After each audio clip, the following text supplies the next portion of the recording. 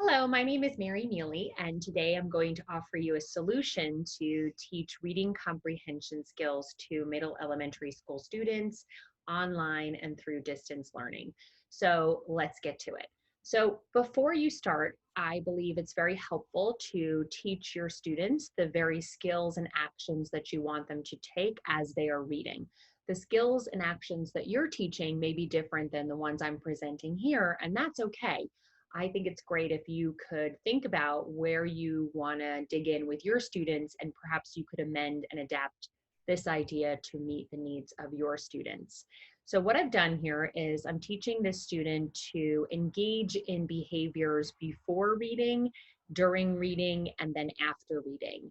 And what I've done to make things more helpful in the distance learning atmosphere is to teach the students signs to use to connect to the strategies that I'm teaching. So when I say make a prediction, the student touches their head and sort of thinks about a prediction or something that's going to happen. And when we ask a question, we put our hands up like this. And when we're reading, we're going to be visualizing and we're going to be making text to self connections. So that's where I put in this sign here.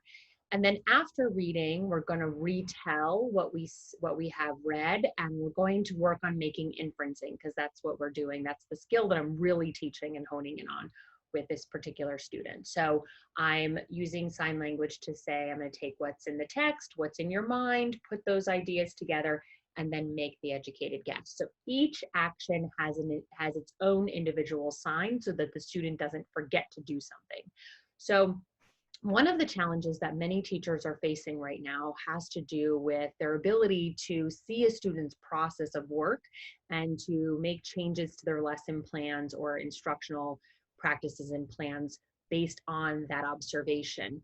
So one way to take control of the process is to explicitly teach the process and have students assign names and signs to areas of the process for them to be successful. So let's say I'm teaching online right now and you're viewing my screen, so you can see that I have two browser windows open right now.